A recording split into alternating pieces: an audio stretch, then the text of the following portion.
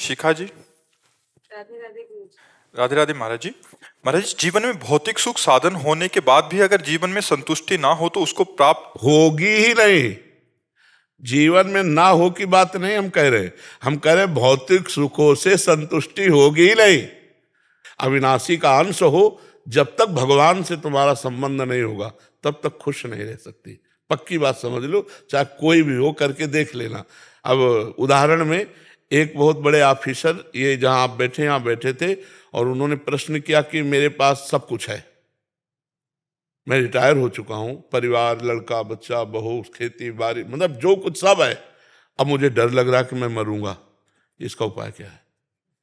इसका उपाय क्या है? तो हम कहा यही उपाय नहीं किया, बस इसीलिए असंतुष्ट। बोले अब भय लग रहा है, जब सबको देखता हूं तो लगता है सब छूटेगा और मैं मरूंगा, तो अब इसका उपाय क्या? हम कहा कृष्ण, इसका उपाय भगवान है। जैसे उसकी खुशी का उपाय भगवान, ऐसे भगवान है। निर्भय का उपाय, निश्चिंत का उपाय, निशोक का उपाय भगवान है। भौतिक सुखों से कभी संतुष्टता नहीं होती। भगवान का जब तक आश्रय रहे, भौतिक सुखों के बीच में भगवान को डाल लो, बस आनंद हो जाएगा। सब चीज है, भगवान नहीं है, कुछ नहीं, कुछ नहीं है, भगवान है, मस्त हो। आप पक्का समझ लो, भगवान है तो परमानंद का अनुभव है। अगर आप भगवान को भूल गए तो चाहे जितना भौतिक सामग्री एकत्रित कर लो, आपको आनंद नहीं मिलेगा। चाहतें बढ़ती चली जाएंगी, कुछ संतोष जैसा लगेगा कि यार बढ़िया पत्नी मिल गई, पुत्र मिल गया, परिवार, लेकिन ये भी बिछड़ जाने वाला है। तो हमको शांति कहाँ मिलेगी? जब तक भगवान से हम नहीं जुड़ेंगे तब तक शांति नहीं मिलेगी जी। लेकिन अगर जीवन साथी ही, अगर मैं तो हूँ भगवान से जुड़ी हुई, लेकिन अगर जीवन साथी ना जुड़ा हुआ हो तो उसमें कैसे कर सकते? आपको उनकी सेवा करनी चाहिए और भगवान का भजन करना चाहिए, क्योंकि उनका कर्म उनको ले जाएगा। जीवन साथी आप 40-50 साल के बने हो, ना पहले वो जीवन साथी थे ना बाद में जीवन साथी रहेंगे। एक कल वो सखी आई थी तो उसका कोई फ्रेंड पधार गया होगा, तो यही कह रहे थी कि हम क्या ऐसा करें कि हमारा फ्रेंड हमको मिल जाए। तो हमका वो तो नहीं मिलने वाला, वो तो मिलने वाला नहीं, चाहे कोई कितनी भी तपस्या कर लो। तो वो कह रहे थे कि हम 7 जन्म तक का वादा किए थे। तो हमका काल को अधीन किए हो क्या? काल को कोई अधीन किए? जैसे फिल्मी गाना नहीं होते, मतलब तुम भगवान हो गए, तुम काल को अधीन कर लिए, जैसा चाहोगे जिसके साथ चाहोगे तुम मिल लोगे। अरे नहीं, शरीर छूटा तो पता चला तुम नरक गए, वो कहाँ गए, वो किसी का मिला। ये वादा नहीं होता कि हाथ मिलाओ 7 जन्म तक साथ नहीं छोड़ेंगे, ये केवल बकवास है, इसमें कोई दम नहीं है। क्योंकि काल बड़ा अधीन और कर्मों का फल जीव को मिलता है। अब पूर्व जन्म के परिवार के जन कहाँ हैं? पूर्व जन्म के परिवार के जन कहाँ हैं? हमारी याददाश्त इतनी कमजोर है कि 9 महीना माँ के गर्भ में रहे, कहाँ में याद है? अगर जल्दी से पूछे कि परसों कल दोपहर में क्या पाया, तो आपको सोचना पड़ेगा परसों के लिए। तो पूर्व जन्म की बात कैसे याद आ जाएगी? तो ऐसे ही परिवार था, पूर्व जन्म में भी हम छोड़ के आ गए, ऐसे ही इस जन्म का परिवार छोड़ के चले जाओगे। न तुम उनकी स्मृति में आओगे, न वो तुम्हारी स्मृति में आएंगे। ये रूप कभी मिलेगा नहीं त्रिभुवन में, त्रिकाल में नहीं मिलेगा। जैसे रूप बन गया, अब कोई लाख उपाय करे कि मैं आपके इस रूप से मिल लूं, तो इस रूप से नहीं मिल पाएगा। इसके अंदर जो बैठा है वो भगवान है। आप भगवान का भजन करो और फिर चाहो तो वो जो रूप चाहेंगे वो धारण कर सकते हैं, लेकिन ये 5 भौतिक रूप अब दोबारा नहीं मिलेगा। जैसे चला गया, तो कुछ लोग ऐसे भाव में बन जाते हैं कि हम पति पत्नी हैं, तो मतलब ये 2 शरीर 1 प्राण, एक मतलब अब जो, तो ऐसा नहीं, एक मित्रवत भाव है यहाँ का। 40-50 वर्ष का संबंध है, न पहले तुम उसे जानते थे न बाद में जानोगे, चाहे जितना प्यार कर लो। इसीलिए यहाँ के प्यार को ज्यादा महत्व नहीं दिया गया है, भगवान के प्यार को महत्व दिया गया है। तो अगर हमारा जीवन साथी भगवत भजन नहीं करता तो हमें करना चाहिए। अगर 2 में से एक भी भजन कर ले गया तो बात बन जाएगी। ऐसा नहीं कि पति के तपस्या और भजन का आधा फल पत्नी को मिलता है और पत्नी जो भजन करे उसका फल पति को नहीं मिलता, ऐसा नहीं है। ये गलत धारणा बनाई गई। दोनों जीवन साथी हैं, दोनों पाणी ग्रहण किए हुए हैं, और दोनों को जो भजन साधन जो कर्म किया जाता है दोनों को फल मिलेगा। इसलिए हमें लगता है अगर हमारा साथी भजन नहीं करता है, जीवन साथी, तो हमें डट के भजन करना चाहिए और उसको भजन देकर पवित्र करना चाहिए। साथी का तो मतलब तभी हुआ कि भाई हमारे पास धन है, तुम्हारे पास नहीं, तो लो आधा आधा बांट लो, आनंद पूर्वक रहो। तो वो तो जीवन साथी है, तो भजन रूपी धन बांट दो, आधा उसको दो और आधा तो अभी देखो उसकी भी बुद्धि बदलने लगेगी। भजन ना करे तो लड़ना नहीं है, खुद भजन करो और उसके अनुकूल चलो, एक दूसरे के अनुकूल चलो। संदीप वर्मा जी, नोएडा से। श्री हरिवंश। श्री हरिवंश गुरुदेव, आपके चरणों में कोटि कोटि प्रणाम। गुरुदेव, प्रश्न ये है कि अभी तक हम अहम की धरा पर ही चल रहे हैं। हर बात में मैं आ जाता है, चाहे वो संसारिक क्रिया हो, भजन हो, साधन हो, हर बात में अहम रहता है कि जो कुछ हो रहा है वो मैं ही कर रहा हूँ। प्राय ये सत्य नहीं है। इस कारण हम दृष्टा भाव रख ही नहीं पाते। इस कारण हमें भगवत प्राप्ति का मार्ग भी दुर्गम प्रतीत होता है। गुरुदेव कृपा कर मार्गदर्शन कीजिए कि इस मैं का त्याग देखो, कैसे। जब तक हम महापुरुषों का सेवन नहीं करते, उनके बताए हुए मार्ग पर नहीं चलते, तब तक अहंकार नष्ट नहीं होता। नहीं तो अभी भाषा बदल जाएगी कि गुरु कृपा से नाम जप होता है, गुरु कृपा से व्यापार होता है, गुरु कृपा से, श्री जी की कृपा से, भगवत कृपा से। तो ये अंदर आपके बात आने लगेगी तो अहंकार नष्ट हो जाएगा। और हो सब कृपा से ही रहा है। आप राधा बोलोगे तो किशोरी जी की कृपा से बोल पाओगे। आप वृंदावन आए हो, किशोरी जी की कृपा, जिनको वृंदा विपिन है कृपाति नहीं की हो। आप जो कुछ कर पा रहे हो भगवत प्रदत्त बुद्धि से कर पा रहे हो, भगवत प्रदत्त शरीर बल से कर पा रहे हो। ये तुम्हारा है क्या? सोचो, तुमने रचा है क्या ये? तो अहंकार किस बात का? बुद्धि तुम्हारी भगवान ने रची, शरीर तुम्हारे भगवान ने रचा, सृष्टि भगवान ने रची, सृष्टि का कार्य भगवान ने दिया। तो अहंकार क्यों करते हो? इसको तुम मूढ़ता ही कहते हैं। अहंकार विमूढ़ आत्मा करता हमिति मन्यते, मैं करता हूं ऐसा मानना ये मूर्खता है, मूढ़ता है। आपका कोई अस्तित्व नहीं भगवान के सिवा। आप देखिए ना, गुरुदेव जानते हुए भी तो उसे समर्पित किया करो। तब भी वही अहंकार नष्ट करने का तुम्हें एक सरल उपाय बता रहे हैं। जो भी कर्म करो उसको समर्पित कर दो। प्रति घंटे का नियम बना लो कि जैसे 7 से 8, 8 से 9, तो हर एक घंटे में हे सच्चिदानंद प्रभु, हे राधा वल्लभ लाल, ये 1 घंटे का कर्म जो आपकी कृपा से, आपके बल से हुआ, वो आपको समर्पित है। चाहे वो भजन हो, चाहे वो व्यापार हो, चाहे वो सांसारिक कार्य हो। ठीक है, आप देखना इससे लाभ मिलेगा। कर्म समर्पण करोगे तो अहंकार गलित होता जाएगा। जैसे जैसे अहंकार गलित होता जाएगा वैसे वैसे भगवदानंद, भगवत ज्ञान, भगवत भक्ति बढ़ेगी। नहीं तो सब नाटक बना रहता है जब तक अहंकार रहता है। भक्ति महारानी बहुत सुकोमल चरण वाली है, तो निर्मल हृदय में पधारती हैं। प्रेम लक्षणा भक्ति जो है ना, जहाँ बड़े बड़े कांटे पड़े हो तो कौन आएगा? ये बहुत कांटे हैं अहंकार रूपी। विद्या रूप महत्व कुल, धन यौवन अभिमान, षटकंटक देखे जहाँ राहे न भक्ति निदान। राहे न भक्ति निदान स्वांग सब नगर नारी के, विषय न हाथ बिकाए नहीं रिजवन भरतारी के। भगवत ऋषि जी कहते, जहाँ विद्या का अहंकार, रूप का अहंकार, महत्व प्रतिष्ठा का अहंकार, कुल का अहंकार, धन का अहंकार, रूप यौवन तन का अहंकार, ये बड़े बड़े कांटे हैं। भक्ति महारानी कैसे हृदय में आवे जब तक अहंकार रहता है? तो जिसके अहंकार रहता है वो स्वांग करता है, हरि को नहीं रिझा सकता। वो नाटक होगा, भक्ति नहीं होगी। क्योंकि भक्ति में तो लगता है कि भगवान की कृपा से हो रहा, गलती हुई तो हमसे, और सच्चे साधन बने तो भगवान की कृपा से।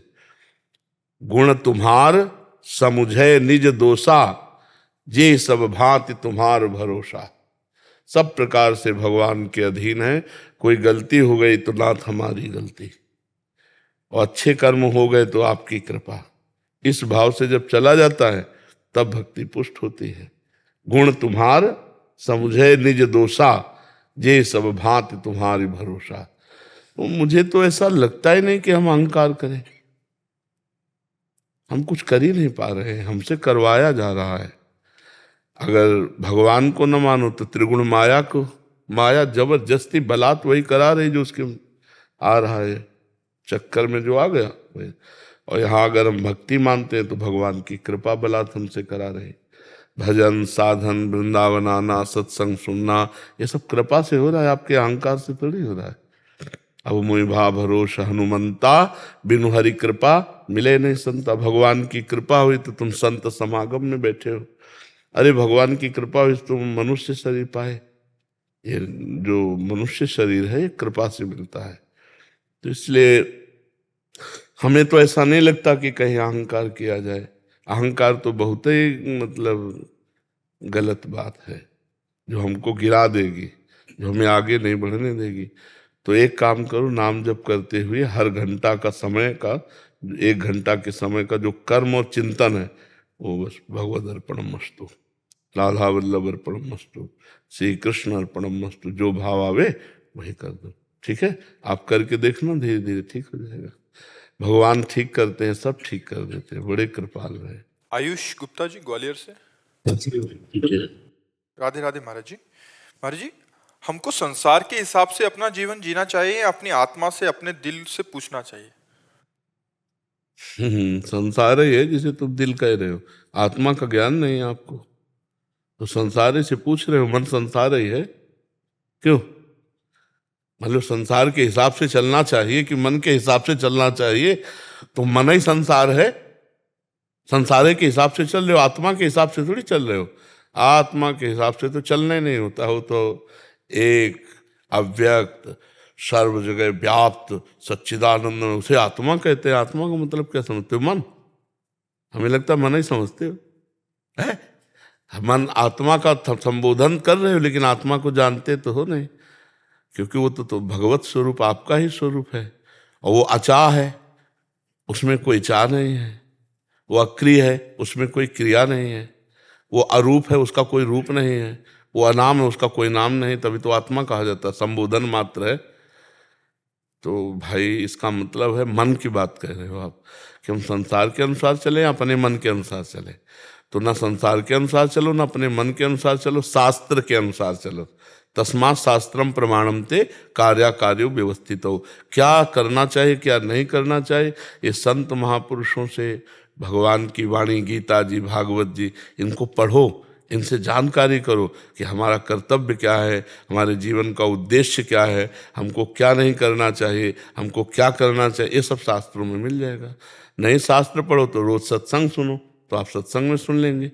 अब मन के अनुसार चलो तो संसार के अनुसार, संसार के अनुसार चलो तो मन के। अब हम इसका भेद करके ऐसा समझ सकते हैं कि संसार जैसा चाहता है वैसा हम चलें या अपने मन के अनुसार चलें, ऐसा प्रश्न होगा? नहीं, तो संसार की चाहत के अनुसार तो हम नहीं चल पाएंगे। संसार तो किसी में राजी है ही नहीं, बिल्कुल नहीं राजी है। संसार के अनुसार तो कोई चल ही नहीं सकता, पक्की बात समझो। हम कई बार एक घोड़े वाले का उदाहरण देते हैं कि एक घोड़े वाला अपने लड़के के साथ जा रहा था, तो खुद घोड़े में बैठा था, लड़का नीचे था। तो लोगों ने देखा, संसार के लोगों ने, हाँ यार कितना निर्दयी है, लड़के को पैदल चला रहा है, अपना ऊपर बैठा है। तो वो नीचे उतर गया लड़के को। आगे चले तो संसार वाले बोले क्या जमाना आ गया है, नया लड़का घोड़े पे, बूढ़ा पैदल है। बोले आओ पिताजी बैठ जाओ, दोनों बैठ गए। तो कुछ लोग मिले, बोले हराम का घोड़ा मिला होगा, दोनों लदे हो। दोनों नीचे उतर गए। तो कुछ लोग बोले देखो कितने बेवकूफ हैं, घोड़ा खाली जा रहा है। अब बताओ हमें वो संसार के अनुसार चल सकता है क्या? अपनी मस्ती में जैसा बने वैसा। समझ रहे हो? पहले आध्यात्मिक उत्तर दिया, फिर ये व्यवहारिक उत्तर है। हमको जो सही लग रहा है शास्त्र सम्मत वो हम चल रहे हैं। तुम गाली दो या प्रशंसा करो, हमें तुमसे कोई मतलब नहीं। तो बड़ा मतलब संसार का विचित्र रूप है, ये राजी नहीं हो सकता, इसको राजी नहीं किया जा सकता। आप पक्का समझ लीजिए, बिल्कुल नहीं, इसको राजी नहीं किया जा सकता, किसी भी तरह राजी नहीं किया जा सकता। संसार को अगर लेकर चलोगे कि लोग हमारे प्रति क्या कह रहे हैं, तो चल ही नहीं सकते आप। संसार को प्रसन्न कर ही नहीं सकते, अपने हिसाब से चलो। जिनको जो कुछ तो लोग कहेंगे, हाँ अपने को सुनना है और ये देखना है कि हम गलत तो नहीं है। जैसे मान लो कोई कह रहा है कोई बात, तो उस बात को हमें देखना है कि कहीं हम गलत तो नहीं है। अगर गलत है तो सही कह रहे हैं, हमको सुधार करना चाहिए। अगर गलत नहीं है तो फिर भगवान जाने उनको क्या मति गति है, हमें अपने अनुसार चलना चाहिए। पर जी इस बात की निष्ठा तो जो गलत कार्य कर रहे हैं उनमें तगड़ी है। दारू पी रहा है, कोई भी कुछ भी कह रहा हो, पी रहा है। हाँ बात सही, बात सही। हाँ बात सही। बुरे कर्म वालों में ज्यादा निष्ठा है, भले कर्म वाले तो जैसे माला लेकर के ऑफिस गए ना, और दो चार लोग कह दिए बड़े भगत तो अगले दिन माला लेके नहीं जाएंगे। बात सही है, अच्छे कर्म करने वालों के पक्की निष्ठा कम है, बुरे कर्म करने वालों की ज्यादा निष्ठा जोरदार है। मास्क आ रहा तो कोई बोलते कुछ रहो। बोलते रहो, हाँ, और क्या गाली देते रहो, उनको कोई फर्क नहीं। वैसे चाहिए ऐसे निष्ठा, हाँ, निष्ठा ऐसे ही चाहिए अपनी धर्म की भी, धर्म की निष्ठा है। वो तो खैर निष्ठा क्या पतन का मार्ग है, वो तो उनका गलत सोचना है। अगर कोई समझावे, हम कह रहे हैं कि गलत है, तो हमें सुधार कर लेना चाहिए और अच्छी निष्ठा रखनी चाहिए कि अच्छी निष्ठा में फिर लोग कुछ भी कहें हमको नहीं, किसी को नहीं बख्शते, किसी को नहीं। जान की ताकत लगा करके चाहे देश को समर्पित हो जाए, कोई उसके कोई नहीं, उसको कुछ ना कुछ। अब जैसे आर्मी के भाईजान आते हैं तो हम उनका बड़ा स्वागत करते हैं, क्योंकि बहुत कष्टप्रद देश रक्षा में वो कहाँ खड़े रहते हैं। अब कुछ लोग उनको क्यों, तो हम कहा संत और सैनिक हम बराबर देखते हैं, क्योंकि हिमालय में लगा दो चाहे जान लगा दो, भोजन मिले ना मिले वो डटे हुए हैं। बहादुर में लगो तब पता चले कहाँ से गोली आ जाए, कब गर्दन उतर जाए, कुछ पता नहीं है। हम शहीद हो रहे हैं, जा रहे हैं आतंकवादियों से भिड़ने के लिए, 5-5 हमारे भारत के जवान शहीद हो रहे हैं, तो उनके लिए भी निष्ठा नहीं है। जो देश के लिए उनके लिए भी निष्ठा, मतलब कुछ ऐसे लोग हैं जिनको स्वभाव ही है निंदा करना, जिनका स्वभाव ही है, तो किसी की सुने ना, अपने अपने मस्ती में चले। गलत है तो हम सुधार कर ले, नहीं तो हमें किसी की चिंता नहीं करनी चाहिए। हर्ष अग्रवाल जी। राधे राधे बाबा। राधे राधे महाराज जी। महाराज जी, ब्रह्म और माया के बीच में क्या संबंध है? और अगर माया ब्रह्म है, ब्रह्म की शक्ति है, तो बाबा शक्ति माया मतलब शक्तिमान से कितनी ताकत तो ब्रह्म, हो सकती है? ब्रह्म और ब्रह्म, बस इतनी बात समझ लो, कोई माया नहीं। सर्वम खलविदम ब्रह्म, वेद कहता है सर्वम खलविदम ब्रह्म, नेह नानास्ति किंचन, किंचन मात्र कोई और वस्तु नहीं है, केवल ब्रह्म ही है। जैसे गोस्वामी जी सरल भाषा में कह रहे हैं, सिय राम मैं सब जग जानी, करूं प्रणाम जोरी जुग पान। सब सिया राम है। जो हमको ये भ्रम हो गया है, स्त्री पुरुष जड़ चैतन्य कर्ता भोक्ता, यही माया है।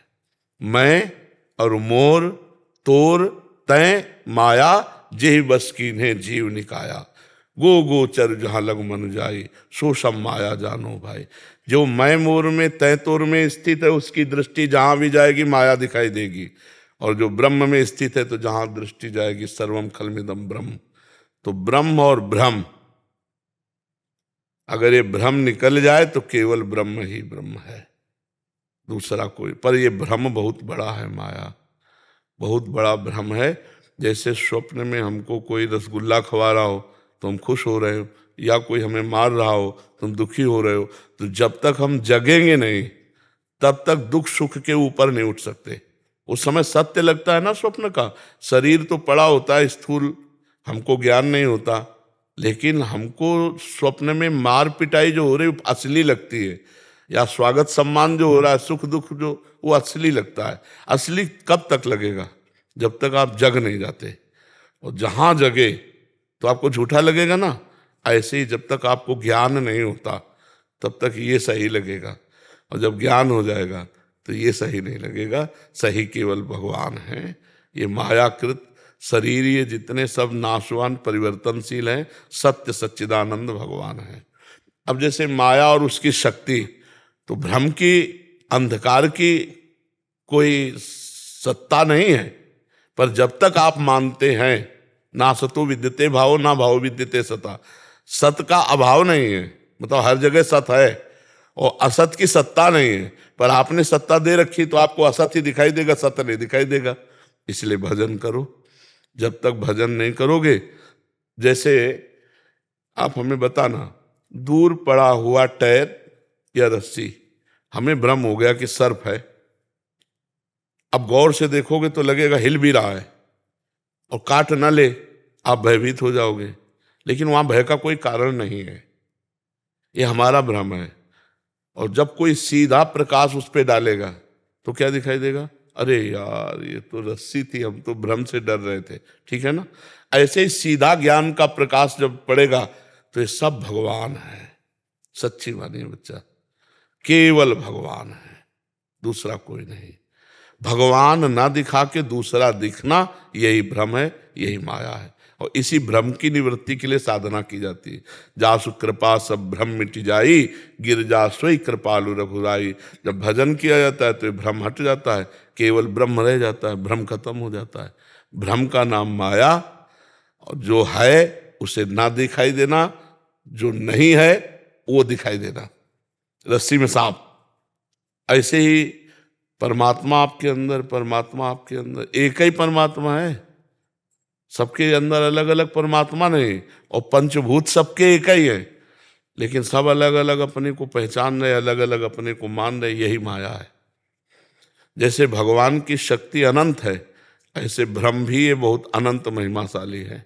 ये जल्दी अंत को प्राप्त नहीं हो पाता। जब अनंत कृपा करे तो ये शांत हो जाए, नहीं तो बहुत विचित्र है। भगवान ने गीता जी में कहा, दैवी हेषा गुणमयी मम माया दुरत्तया मामेव ये प्रपद्यन्ते माया में ताम तरन्ते। ये जो दैवी गुणमयी त्रिगुणमयी माया है, ये दुरत्य है, जल्दी पार नहीं पा सकते। मेरी शरण में आ जाओ, मैं पार करवा दूंगा। मामेव ये प्रपद्यन्ते माया में ताम तरन्ते। माया का स्वरूप यही है, जो है उसे ना दिखाई देना, जो नहीं है उसे दिखाई देना। सबके अंदर परमात्मा, सब जगह परमात्मा नहीं दिखाई दे रहा, और सब कुछ दिखाई दे रहा, यही माया है। गो गोचर जहां लघु मन जाए, जहां तक दृष्टि जाए, जहां तक इंद्रियां जाए, जहां तक मन जाए, सब माया है। और जब भ्रम निवर्त हो गया तो जिधर दृष्टि जित देखूं तित श्याममयी है। नहीं, वो सिया राम में कह रहे हैं, गोपी जन श्याम में कह रहे हैं, और गीता गायक भगवान कह रहे वासुदेवा सर्वमिति सा महात्मा सुदुर्लभा, सब जगह वासुदेव ही है। तो ये है असली नेत्र खुल जाना। अभी हम मोह निद्रा में हैं, तो मैं, मोर, तोर, तय, स्त्री, पुरुष, जड़, चैतन्य, उत्तम, अधम, ये सब दिखाई दे रहा है। समझ पा रहे आप? और ये बहुत बड़ी है। अनंत जन्मों से हम इसी को खोदते चले आ रहे हैं कि माया का अंत कहाँ है, लेकिन आज तक अंत नहीं मिला। अनंत जन्मों से आ रहे, जब से सृष्टि हुई इसी में तो फंसे। आज अवसर मिला है सत्संग का, तो निकल चलो, और ना निकल पाओगे तो फिर इसी दलदल में फंसे रहोगे। बहुत विचित्र है भगवान का एक खेल। इस बार तो मनुष्य जन्म मिला, फिर अगला हो सकता है सुअर, कुत्ता, गधा, सांप, बिच्छी, क्या बना दे भगवान कर्म के अनुसार। तो हमको ऐसा उपाय कर लेना चाहिए कि हमारा आखिरी जन्म हो, अब हम माँ के गर्भ में ना जाए, हमारा अंतिम मरण हो, ये वो होगा भजन से। पुत्र के बहाने नारायण पुकारा तो अंतिम हुआ ना, और हम जानबूझ के नारायण पुकारेंगे तो हमारा अंतिम नहीं होगा क्या? राधा राधा कृष्ण कृष्ण नारायण हरि राम, जो नाम प्रिय लगे खूब नाम जप करो, और भगवान की लीला कथा गाओ, सुनो, और समाज की सेवा करो निष्काम भाव से। माता पिता, परिवार, मोहल्ला, अपना नगर, प्रांत, राष्ट्र, जितना कर पाओ निष्काम भाव से सेवा करो। अपने अपने पद का अधिकार पूर्वक, जो उसका दुरुपयोग ना हो। जैसे मान लो आप जिस कार्य में लगे हो, तो दो ही बातें आपको गिरा सकते हैं, एक प्रलोभन, एक भय। रुपए का प्रलोभन, वस्तु का प्रलोभन, प्रमोशन का प्रलोभन, और भय, इसी में आप गलत कर सकते हो। अगर प्रलोभन और भय से दूर रहो तो जो जहाँ है वहाँ अपने कर्तव्य का पालन करके भगवान की प्राप्ति कर सकता है। नाम जप करे और अपने कर्तव्य का पालन करे तो माया से पार हो जाएगा। समझ पा रहे हैं आप जी? पर जी इन्हीं का एक और प्रश्न है कि जब हम श्री जी के प्रति पूर्ण तरह से आसक्त, समर्पित और आश्रित हो जाते हैं, तो हमारे अंतःकरण और जगत व्यवहार के क्या लक्षण होते हैं, जिससे हमें पता चलता है कि अब हमारा इस जन्म का लक्ष्य पूरा हो चुका है? कोई तुम्हें 100 गाली दे सामने से तुम्हारी भाषा में, तो तुम्हारी स्थिति ऐसी होगी कि मुस्कुरा के चल दोगे। जैसे तुम्हें कोई विदेशी भाषा में 100 गाली दे, जो भाषा जानते नहीं, तो आपके अंदर कोई फर्क पड़ेगा क्या? कोई नहीं पड़ेगा। ऐसे तुम्हारी भाषा में तुमको जब गाली दे और तुम्हें फर्क ना पड़े, तो जान लो शांति, ऐसी शांति कि जो तुम्हारा अमंगल करे उसको आशीर्वाद दो। ये स्थिति व्यवहार में भी उसकी होती है। वो उनकी खोपड़ी फोड़ रहा है, वो उनका मंगल कर रहा है। भगवान तुम्हारे को स्वस्थ रखे, कभी तुमको कोई दंड न मिले, भगवान तुम पर कृपा करे।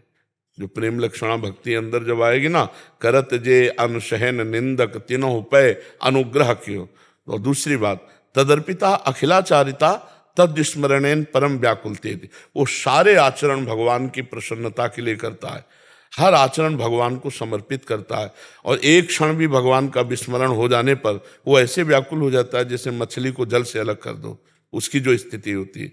और मान की इच्छा नहीं रह जाती, किसी से मोह नहीं रह जाता, किसी भोग का कोई प्रभाव उस पर नहीं पड़ता।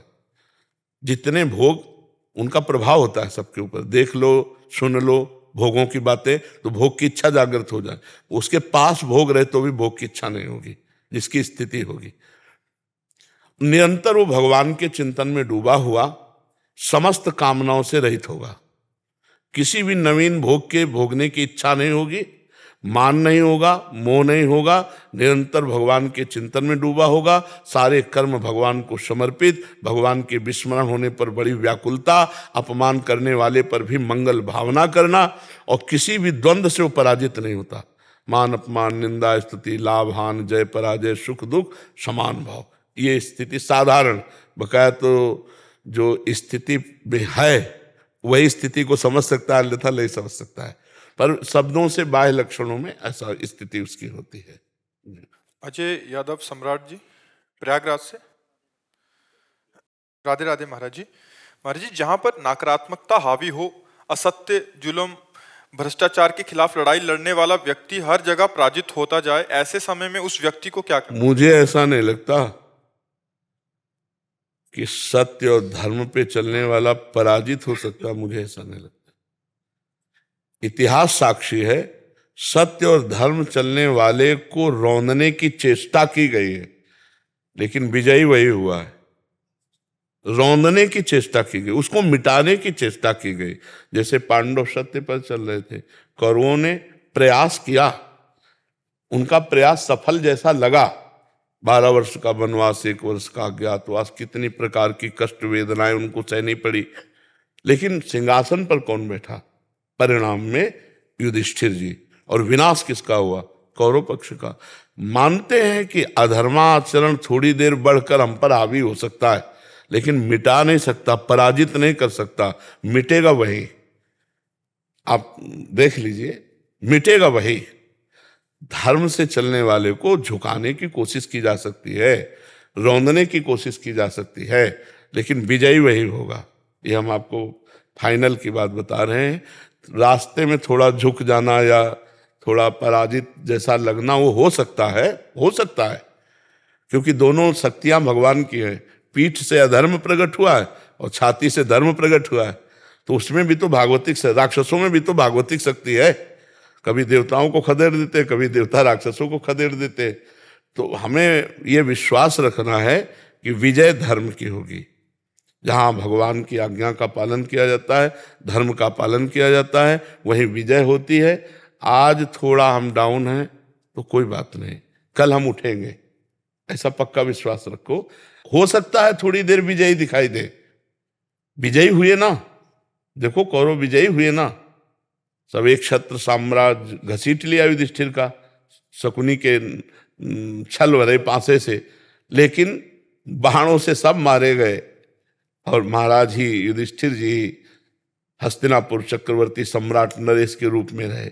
तो हमें लगता है कि असत्य थोड़े दिन हाइलोजन की तरह चमक सकता है, लेकिन फ्यूज होना पक्का है। क्यों भाई? हाँ, फ्यूज होना उसका पक्का है। वो थोड़ा और भी बात समझ लो, अधर्मी आदमी की जब उन्नति हो तो उसको ये समझ लेना जैसे ऊपर 7 मंजिले में चढ़ाया जाए तो वो खुशी के लिए नहीं चढ़ाया जा रहा है, उसका वहां से बध होगा, वहां से पटका जाएगा। तो हम अधर्मी की उन्नति पर लुभायमान ना हो, परिणाम तुम्हें पता नहीं, वो नष्ट हो जाएगा। क्योंकि अधर्माचरण से सफलता नहीं होती। धर्म पूर्वक, धर्मात्मा पुरुष गरीब मिल सकता है, धर्मात्मा पुरुष थोड़ा आपको झुका मिल सकता है, धर्मात्मा पुरुष की नहीं चल रही ये भी दिखाई दे सकता है, लेकिन एक दिन धर्मात्मा पुरुष उभरेगा और वो प्रकाशित होगा, और वो अधर्मी जो आज झुका हुआ नहीं है, बढ़ा हुआ दिखाई दे रहा है, फूल फल रहा है, वो नष्ट हो जाएगा, पक्का नष्ट हो जाएगा। तो इसलिए हम इस बात को दूरी तक देखें, नजदीक तक देख करके परिणाम न दे दें। आज तक ऐसा नहीं, किसी को दुख देकर असत्य आचरण से चलने वाला पापात्मा कभी सुखी नहीं हुआ। वो विभिन्न प्रकार से नाश किया ही है। काल रूप भगवान ने उनको दंड दिया ही है। आप ऐसा कभी मन में विश्वास ना खोएं, ऐसा कभी सोचे नहीं। ये विश्वास दृढ़ रखें कि विजयी सत्य होता है। शांति, आनंद, निर्भयता, निशोकता, ये सब सत्य पे है। असत्य आचरण करने वाला कभी निर्भय नहीं हो सकता। हर समय शंका, हर समय चिंता, हर समय उद्विग्नता, शोक। जैसे आप 50,000 बेईमानी से ले आए, सोचे बड़ा आनंद रहेगा 50, वो 50,000 ऐसे ऐसे दुख में आपको डालेंगे कि पूरा जो आपने कमाया भी है और लेके जाएंगे, पक्का समझ लो। तो मुझे लगता है पाप से डरना चाहिए, अधर्म से डरना चाहिए। साइकिल से चलोगे लेकिन सुखी रहोगे। अधर्माचरण मत करो, धर्म से चलो। थोड़ा जीवन है, बहुत बड़ा जीवन नहीं। 70-80 का जीवन रह गया है, नहीं रह गया। और अब आज का जीवन है, जीवन क्या देखो, नौजवान है, हाई ब्लड प्रेशर है, लो ब्लड प्रेशर है, 500 शुगर है, ये है वो, नौजवान है। तो बुढ़ापे में क्या होगा पता नहीं, बुढ़ापा मिलेगा इनको कि नहीं मिलेगा। तो बड़ा समय विचित्र है। अभी भजन कर लो, आगे और ऐसा समय आने वाला है कि भजन, घर परिवार का एकमाल छोड़ा था, एकांत में भजन करेंगे। और जिसके पास मोबाइल है तो सैकड़ों नंबर और सब सर्च करके सब दुनिया देख सकते हो। इसी से तो बचने के लिए बाबा जी बने थे, इसी से बचने के लिए एकांत हुए। अब एकांत में छाती में पहले भगवान की छवि टांगी जाती थी, अब छाती में मोबाइल टांगा जाता है, स्मार्ट मोबाइल। समय बदल गया देखो। भगवान में चित्त लगने के लिए जो बाधा थी वो मोबाइल रचना हो गई, बहुत जोर। अच्छा, कोई भी सृष्टि में गुण और दोष युक्त दोनों भी हैं अलग। आज आप बैठे हो तो मोबाइल के ही दम से बैठे हो, नहीं क्या जानते कि वृंदावन में कहाँ क्या हो रहा है, मोबाइल से जा। तो हमें लगता है अगर गुण ले ले और दोष छोड़ दे तो बहुत बढ़िया चीज है, लेकिन उसमें दोष भी बहुत है। नए नए बच्चे उसको सर्च करके गलत आचरणों में बढ़ रहे हैं। कोई कोई उसमें जुआ खेल रहे हैं, गेम पैसा वाला, अब हार रहे हैं, बड़े अपने शरीरों को भी छोड़ रहे हैं। तो गलत आचरणों से बचा जाए, भगवान नाम जपा जाए और सत्य में चला जाए, उसी पर विजय होगी, असत से नहीं। जी, बहुत सुख मिलता है जब आप कृपा करके आते हो। हम अधम तो जा नहीं पाते, और आप सब संतों के जब दर्शन होते तो ऐसा लगता है प्रभु अपना मानते हैं, इसीलिए संत दर्शन हो जाता है। संसार की भीड़, कोई भीड़ का उसका कोई महत्व नहीं। एक भगवान का प्रेमी महात्मा दर्शन दे दे, सब बात बन गई। एक संत मिल गए तो हमारा दिन सार्थक, हमारा जीवन सार्थक। मतलब दिन आनंदित जाता है कि आज भगवान ने हमें संत समागम दिया, आज भगवान ने हमें संत दर्शन दिए। करोड़ लोग एक तरफ और एक भगवान का दास अलग। जहाँ भगवान के दासत्व से युक्त वो आए ना तो हृदय शीतल हो जाता है। हाँ, भगवान की कृपा के बिना संतों के दर्शन नहीं होते, और संत दर्श का फल ही है भगवान में प्रीति होना। जब तक संतों की कृपा नहीं होती तब तक भगवान के चरणों में प्रीति नहीं होती। भगवान जब बहुत द्रवित होते हैं तब संत जनों से मिला देते। जब द्रवहि दीन दयालु राघो तो साधु संगति पाए।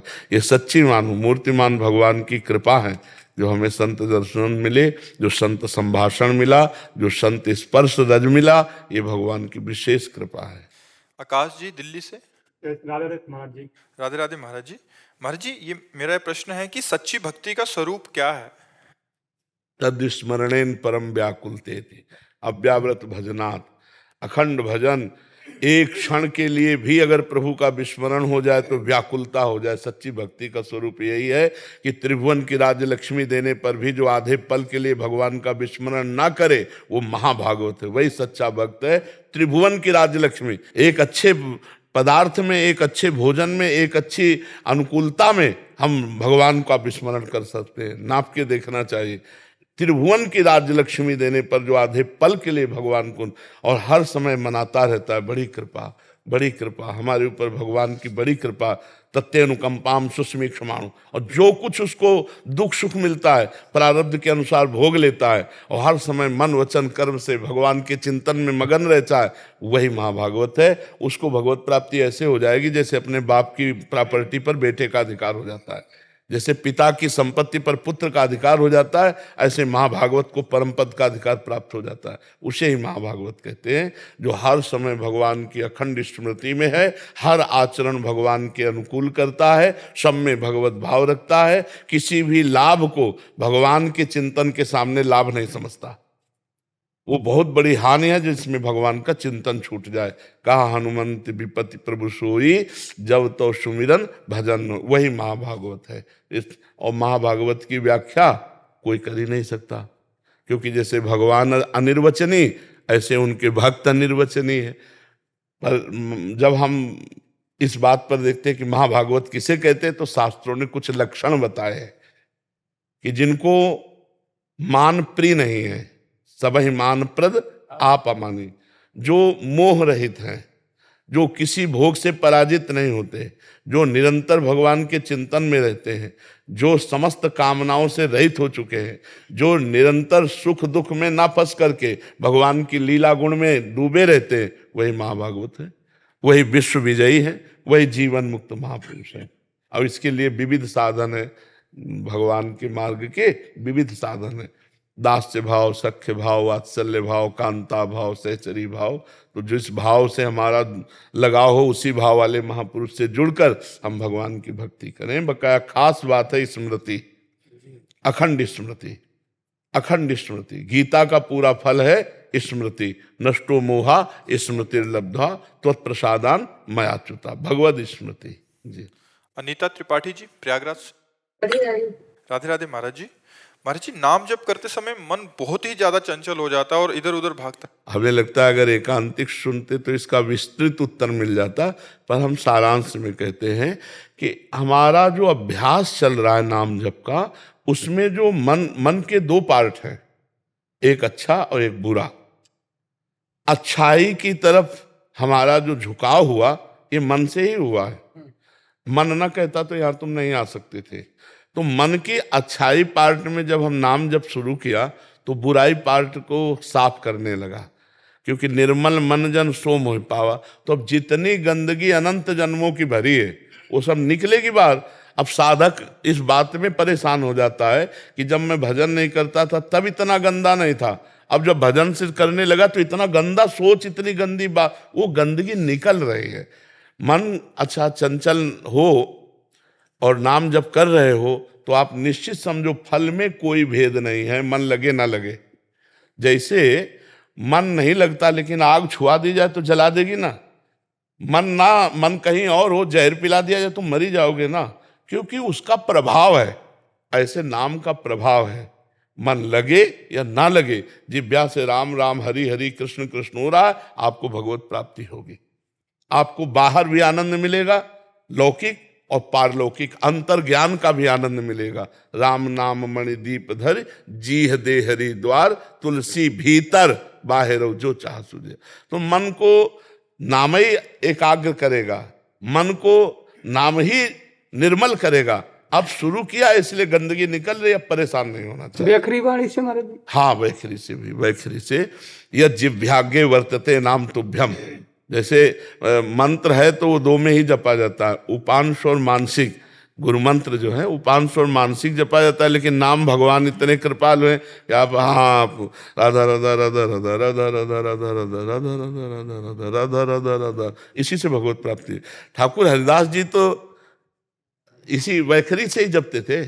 तो वो लाखों की संख्या में जबान से ही नाम जप करते थे। 3 लाख। हाँ, 3 लाख, ऐसे लाखों की संख्या में, और जोर जोर से। तो उसी का प्रभाव था कि वैसे आई तो सुन सुन करके वो भगत बन गई, उनको तनिक भी विचलित नहीं कर पाई, वो खुद अच्छे महात्मा की तरह वहाँ रहकर भजन करने लगी। तो अगर वैखरी से नाम का प्रभाव है, वैखरी से भी जपने पर जो मंत्र उपांश और मानसिक में फल देता है, वो वैखरी से भी नाम फल दे देगा। नाम में एक अपार सामर्थ्य, असीम सामर्थ्य है। चाहे जैसी स्थिति हो, अपवित्रा पवित्रो वा सर्वावस्थांगतोपि वा या स्मरेत पुंडरीकाक्षम सवायाभ्यंतरा शुचि। वाय अभ्यंतर दोनों से परम पवित्र हो जाता है। देखो भागवत जी में लिखा, यद जिह्वाग्ये वर्तते नाम तुभ्यम अहोबत सुपचतो गरीयान, यद जिह्वाग्ये, जिह्वा के अग्रभाग पर आपका नाम विराजमान हो। नाम जीह जपि जागे जोगी, नाम जीह जप। जब जीव से नाम जपने की बहुत जगह चर्चा हुई है, तो हम उसमें अनुसंधान में न जाएं कि वाचिक से दशांश उपांशु बड़ा, उपांशु से दशांश मानसिक बड़ा। हम राम राम कह रहे हैं, कृष्ण कृष्ण कह रहे हैं, अपने प्रभु का स्मरण कर रहे हैं। मन कहीं भी चला जाए चिंता मत करो, उसको भाग के यहीं आना पड़ेगा, क्योंकि नाम भगवान विराजमान, परम मंगल हो जाएगा जी। कीर्ति जी। राधे राधे महाराज। महाराज जी आपके चरणों में कोटि कोटि प्रणाम। महाराज जी, अगर घर का कोई सदस्य मतलब भगवत मार्ग पर नहीं चलना चाहता हो तो उसे सही मार्ग पर कैसे हम चलाएं? हमारा प्रयास क्या रहना? नहीं, प्रयास तो सफल नहीं हो सकता, ऐसा नहीं। अगर साधक नहीं चाहता तो ब्रह्म प्राप्त महापुरुष भी कुछ नहीं कर सकते। उड़िया बाबा के पास ही रहता था, उड़िया बाबा को गड़ासे से काटने वाला है। तो हम ये कहते हैं कि तुम तो मान लो गृहस्थ हो, हम संत जन बाबा जी लोग भी कुछ नहीं कर सकते जब तक आप श्रद्धा और विश्वास करके हमारी बात नहीं और मानेंगे। महाराज जी कौरवों को भगवान किसी स्वयं समझा रहे, भगवान नहीं समझ में आया? बिल्कुल बिल्कुल बिल्कुल बिल्कुल बिल्कुल, भगवान स्वयं संधि कराले गए थे, नहीं समझ पाया। तो हम इतना जरूर कहते हैं कि अपने परिवार के लिए यदि हम भजन करके दें तो मंगल शुरू हो जाएगा। भगवान से प्रार्थना करें। हाँ, भगवान से प्रार्थना करें और नाम जप करें और परिवार के सदस्यों को दें तो उनका फिर भाव बदलना शुरू हो जाए। भजन में बहुत ताकत है, पर गृहस्थी में इतना भजन होना थोड़ा कठिन सा लगता है कि हम इतना भजन करें कि परिवार वालों को दें और हमारी भी बुद्धि शुद्ध रहे भजन से। तो फिर भी प्रयास करना चाहिए, और परिणाम में हम कहते हैं जब तक वो सुधरना नहीं चाहेंगे तो नहीं सुधरेंगे।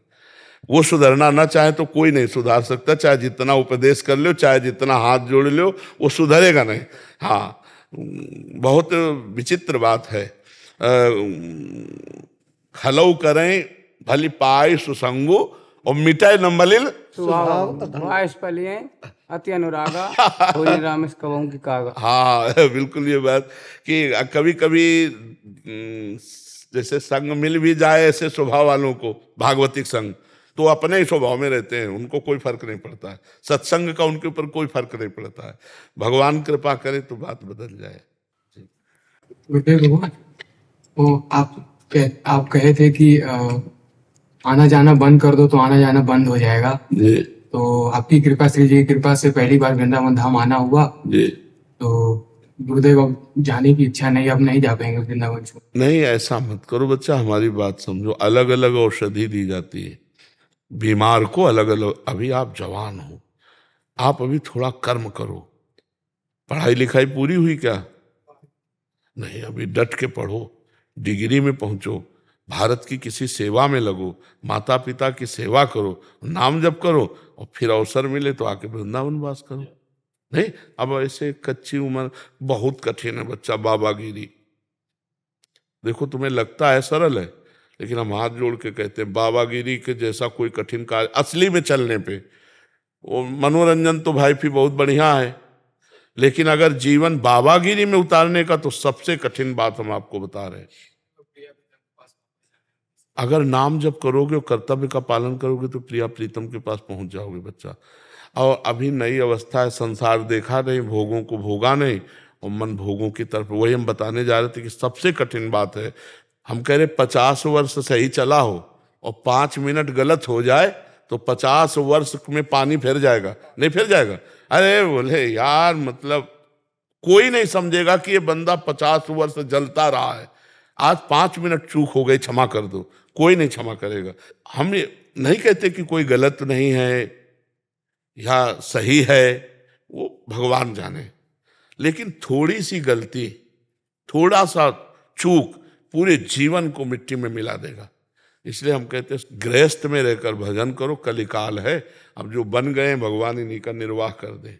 अगर आप नहीं पकड़ना चाहोगे तो हम आपको नहीं बदल सकते। आप बदलना चाहो तो बदल सकते हैं, अगर आप ना बदलना चाहो तो। अच्छा, महीना 2 महीना संयम से रह लो, हमारी मतलब हृदय से बात समझना। साल 2 साल नियम दे दो कि 5 साल आप ऐसे रहो, तो हिम्मत रहेगी कि 6 महीना गए, 6 महीना गए, अब 2 साल गए, पूरे जीवन भर जलना है। काम, क्रोध, लोभ, मोह, मद, मत्सर, खिलवाड़ समझते हो? अब जो मतलब खिलवाड़, पाखंड, वो बात अलग है। सच्चाई से चलने का मतलब तलवार की धार पे चलना। तो हमें लगता है बाबा जी बनने के लिए जो सामग्री चाहिए वो सामग्री प्रायः नौजवानों में बहुत कम है, क्योंकि सब पढ़े लिखे, मोबाइल और सब गर्लफ्रेंड बॉयफ्रेंड, मतलब बहुत कठिन है बाबागिरी, बहुत कठिन है, बहुत कठिन है। मतलब हमारे ऐसे हाथ, क्योंकि पूरा जीवन इसी में गया ना, तो जैसे ये छोटे छोटे बच्चे का ना ना ना, पढ़ो लिखो, अगर नहीं ब्याह करना तो भी माता पिता की सेवा करो, कमाओ, और जब अपने इस कर्तव्य से मुक्त हो जाओ तब तक सयाने हो जाओगे, फिर अपना मार्ग चयन कर लो। बहुत कठिन है बाबागिरी, बहुत कठिन है, क्योंकि इससे निकल पाना, और निकल गए तो फिर त्रिभुवन नमस्कार करेगा। त्रिभुवन देवता भी नमस्कार करते हैं भगवान के भक्त को, पर है कठिन बात, मतलब है कठिन बात, इतनी कठिन बात है कि हमारा हृदय थर्राता है। जब हम किसी को साधु बनाते हैं ना तो थर्राता, और भगवान से प्रार्थना करता है, प्रभु इसकी जीवन की बागडोर आप संभालना, ये संभाल सके ऐसी बात नहीं, आप ही संभालना, क्योंकि बहुत कठिन है भाई, बहुत कठिन है। व्यभिचार को मनोरंजन समझा जाता है, समझा जाने लगा। जहां इज्जत और धर्म और मर्यादा मानी जाती थी, वहां आज व्यभिचार को मनोरंजन माना जाता है, नहीं माना जाता है। अब सोचो कैसे साधु रहेगा, समाजे में तो रहना, समाजे तो खाना है। कोई बिरला ऐसा घर मिलेगा जिसमें प्याज लहसुन और मांस और शराब आदि का प्रयोग न हो, बिरला। कहाँ से हम रोटी पाएंगे? अगर हम मांस में बने हुए पात्र वाले में सब्जी बनकर हमको मिल रही, भले सब्जी मिल रही, तो हमारी बुद्धि भ्रष्ट होगी ना, पवित्रता कहाँ? पर भगवान की माया है, वो यही कह सकते हैं। और तुम तो इसलिए बच्चा, हमारी राय है कि संत बनो, पर हृदय से बनो, दूसरों का उपकार करो, मेहनत करके माता पिता को खवाओ पियाओ, और जब कोई कर्तव्य न रह जाए और समझ में आ जाए कि हम 30-40 के हो गए, आज तक हमने कोई गलती नहीं की, तो फिर निकल पड़ो परमार्थ पे। अभी जैसे कोमल अवस्था है, वो आगे चल के रंग आया तो फिर गड़बड़ हो जाएगा, बहुत गड़बड़ है, बहुत। तो माता पिता भजन करने नहीं देंगे? देखो, भजन को कोई नहीं रोक सकता बच्चा, अंदर से हम क्या चिंतन कर रहे हैं तुम क्या जानो। भजन अंदर का चिंतन होता है, समझ रहे? अब ये राधा राधा हमारे अंदर चल रहा है, अब तुम क्या जानो। बात तिलक मत लगाओ, कंठी मत बांधो, बात मत करो, बात करो। से कैसे बचें गुरु अभक्ष पदार्थ से? जैसे कि हम तो पाते नहीं है, हाँ, तो वो पात्र तो वही है। हाँ बच्चा, ये बात तो तभी, यही तो समस्या कह रहे हैं कि आज की समस्या आपकी नहीं, क्योंकि अब हर घर में पीने वाले, और जो पिएगा वो खाएगा, और खाने पीने वाले के अगर वहाँ से हमें मिला तो हमारी बुद्धि कहाँ पहुँच जाएगी, भजन थोड़ी होगा। तो बहुत कठिन है बच्चा, कलयुग का जैसे जैसे, तो ये पवित्रता, शास्त्र की आज्ञा पालन, भजन, ये सब बड़ी कठिन बात है। तो पहली बात तो अपनी ये बात काट दो तुम कि अब हम वृंदावन आ गए, हम जाएंगे नहीं। जाओ, माता पिता चाहे जैसे हों, वो हमारे भगवान हैं, हम मेहनत करके उनको खवाएं पियाएं, उनकी सेवा करें, ठीक है? और नाम जप करते रहो अंदर अंदर, और आगे अगर तुम्हें वृंदावन वास देना है तो श्री जी अपने आप सब व्यवस्था कर देंगे, वैसे भाव बदल जाएगा, बुला लेंगे अपने पास। और क्या बच्चा, जिंदगी भर धर्म से चलोगे, राधा राधा करोगे, तो यहाँ नहीं आओगे तो भी सीधे पहुंच जाओगे।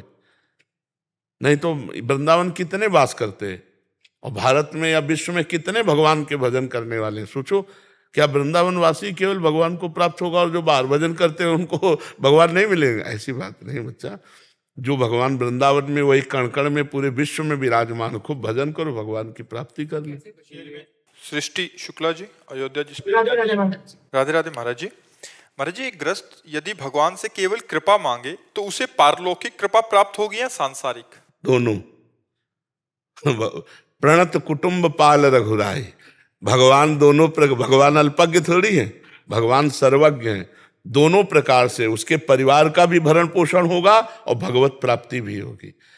हाँ, बस भगवान के आश्रित हो जाए तो वो कह रहे हैं ना, अनन्यस चिंतयन्तो माम ये जनाः परिपासते तेषां नित्याभियुक्तानां योगक्षेमं भगवान कह रहे मैं वहन करूंगा, तुम केवल मेरा अनन्य चिंतन करो, योगक्षेम तो मैं वहन करूंगा। तो हमें भगवान की बात मान लेनी चाहिए।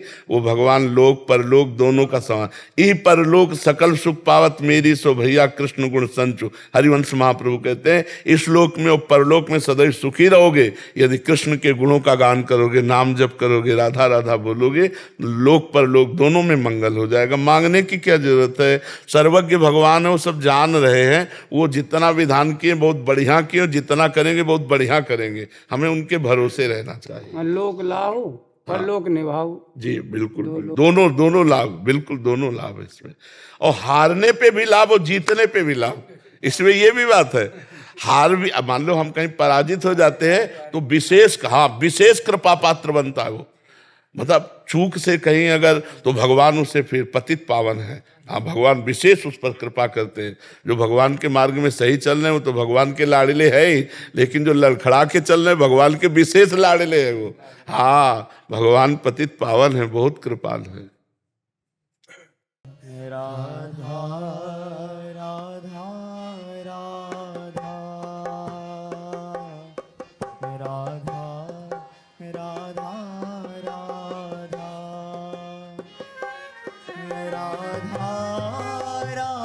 राधा